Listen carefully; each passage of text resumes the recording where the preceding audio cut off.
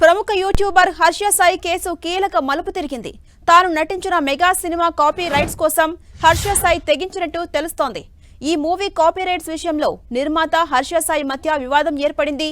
దీంతో copy rights తగ్గించుకోవడానికి Harsha Sai master plan వేసినట్టు తెలుస్తోంది. కాపీ రైట్స్ కోసం తనపై అత్యాచారానికి హర్ష సాయి పాల్పడినట్టు బాధితురాలు ఫిర్యాదులో పేర్కొన్నట్టు తెలుస్తోంది.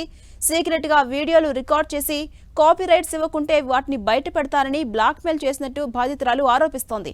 ఇక బాధితురాలి ఫిర్యాదుతో నార్సింగి పోలీసులు హర్ష సాయిపై రేప్ కేసు నమోదు చేశారు. అతడి కోసం ప్రస్తుతం గాలిస్తున్నారు. అయితే హర్ష సాయి ప్రస్తుతం పరారీలో ఉన్నారు. తన ఫోన్లు స్విచ్ ఆఫ్ చేసుకున్నారు. హర్ష సాయికి సోషల్ మీడియాలో విపరీతమైన ఫాలోయింగ్ ఉంది. 6.5 మిలియన్ మెంబర్స్ అతన్ని ఫాలో అవుతున్నారు.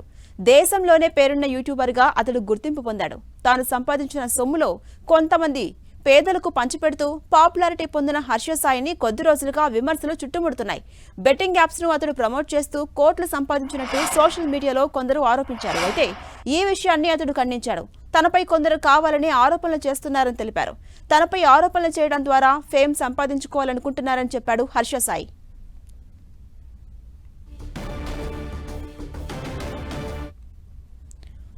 ఇక హర్ష సాయి కేసుకు సంబంధించిన డీటెయిల్స్ మా ప్రతినిధి సునీల్ అందిస్తారు. సునీల్, ఇప్పటికే పోలీసులు జరిగింది. అయితే అసలు మరో నిన్న పాటు అర్చిత ఇద్దరు కలిసి మిగతా అనే ఒక సినిమా ఇద్దరు కలిసి దానికి ప్రొడ్యూసర్ గా బాధితురాలు నిన్న పోలీస్ స్టేషన్ లో సాయిపై కంప్లైంట్ చేసిన బాధితురాలు దానికి ప్రొడ్యూసర్ గా వ్యవహరించింది. అయితే హర్ష సాయి ఆ కాపీ రైట్స్ మొత్తం కూడా తనకు ఇవ్వాలంటూ కూడా తనపై ఒత్తిడికి గురి చేశారు. ఈ నేపథ్యంలోనే ఆమె ఒప్పుకోకపోతే మొత్తం వ్యక్తి తనను లైంగికంగా తీసుకొని నిలదీసుకొని ఆ యొక్క ఫిర్యాదు ఏజెన్సీలు మొత్తం కూడా వీడియో చేసి తనను బ్లాక్ మెయిల్ చేశాడు.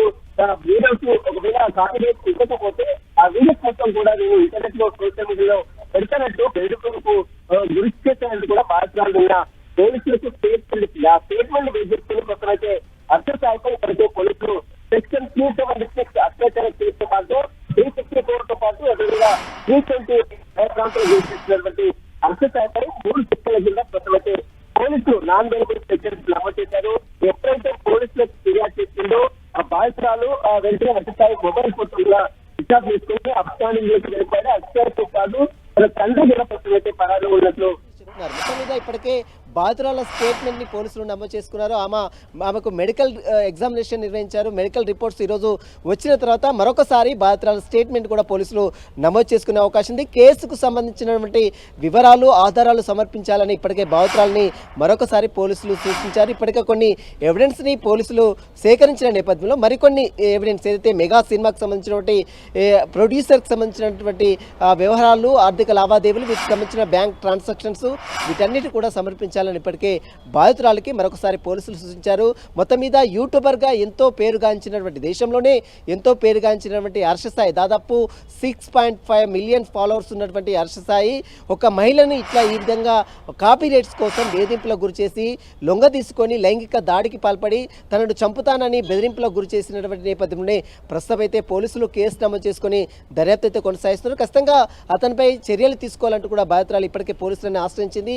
తన న్యాయవాది ద్వారా పోలీసులను ఆశ్రయించింది. కాబట్టి చూడాలి మరి ఈ కేసులో హర్ష సాయి వర్షన్ ఏ విధంగా ఉంటుంది. ఇప్పటివరకు అయితే బాధితురాలు చెప్తుంది తనను లైంగికంగా లొంగ తీసుకున్నటువంటి సమయంలో కొన్ని వీడియోలు తీశాడు.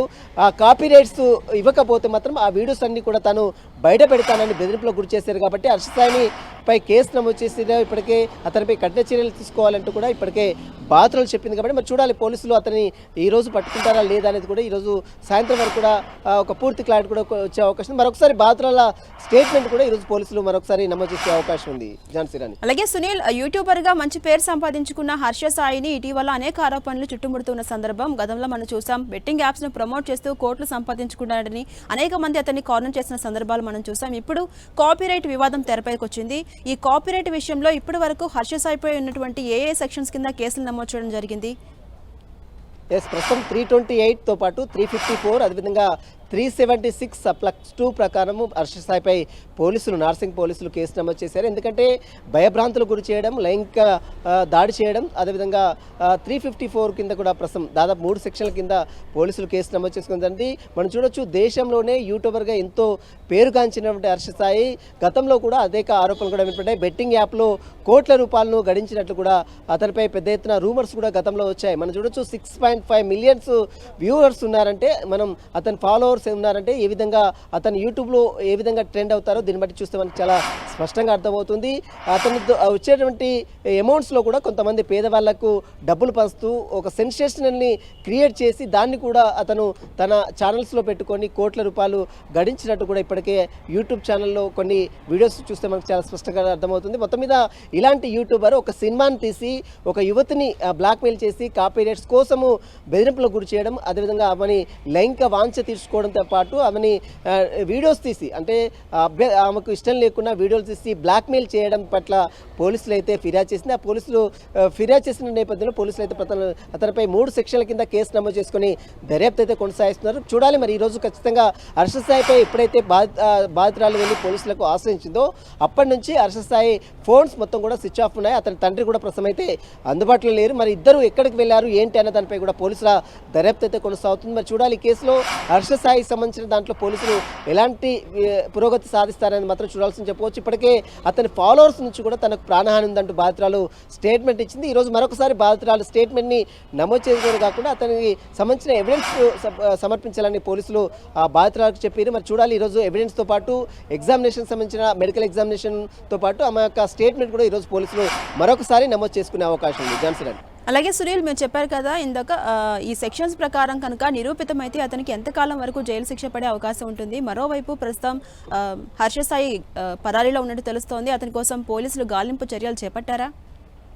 ఎస్, ప్రస్తుతం సెక్షన్ 376 అంటే అత్యాచార కేసు, బెదిరింపులకు గురి చేయడం సెక్షన్ 323, అదేవిధంగా భయభ్రాంతులకు గురి చేయడం 354 కింద ప్రస్తుతం అయితే అతని కేసు నమోదు చేసుకోరు. దాదాపు 10 సంవత్సరాల పాటు 376 అత్యాచార కేసు అయితే ఒక్కోసారి యావజ్జీవ కారాగార శిక్ష ఉంది, రేపు 10 సంవత్సరాల జైలు శిక్ష కూడా ఉండే సెక్షన్స్ ఈ అత్యాచార కేసు సెక్షన్ 376 కాబట్టి ఖచ్చితంగా ఈ కేసులో అతని ఇన్వాల్వ్మెంట్ ఉన్నట్లయితే ఖచ్చితంగా నిరూపితం అయితే మాత్రం కోర్టు అతనికి ఖచ్చితంగా 10 సంవత్సరాల పాటు జైలు శిక్ష కూడా విధించే అవకాశం ఉంది. నాన్ బెయిలబుల్ కేసు కాబట్టి ఖచ్చితంగా బెయిల్ వచ్చే అవకాశమే లేదు. మరోవైపు ఈ 376 అత్యాచారం సంబంధించినటువంటి వివరాలు, ఆమె మెడికల్ ఎగ్జామినేషన్ కూడా ఇప్పటికే కంప్లీట్ చేశారు పోలీసులు. నిన్న మనం చూడొచ్చు ఒక హాస్పిటల్కి తీసుకువెళ్ళి ఆమెకు వైద్య పరీక్షలు కూడా పూర్తి చేశారు. ఈరోజు మరొకసారి బాధితుల స్టేట్మెంట్ మొత్తం కూడా పోలీసులు మరోసారి నమోదు చేసుకునే అవకాశం ఉంది. మరోవైపు అతనికి సంబంధించిన కొన్ని ఎవిడెన్స్ కూడా ఇవ్వాలని ఇప్పటికే పోలీసులు బాధితులకు సూచించారు. ఎందుకంటే మెగా సినిమా ఇద్దరు కలిసి నిర్మించారు, ఆమె ప్రొడ్యూసర్గా ఉంది, ఆ కాపీ రైట్స్ మొత్తం తనకు ఇవ్వాలని ఎందుకు ఆమెపై అతను ఒత్తిడి గురి చేశారు, ఇందులో ఇంకా ఇన్వాల్వ్మెంట్ ఎవరెవరు ఇన్వాల్వ్మెంట్ ఉంది, దీనిపై అన్ని ఆధారాలు కూడా పోలీసులు సేకరించి అతనిపై చర్యలు కూడా తీసుకునే అవకాశం ఉంది. Johnson. Right, thank you Sunil.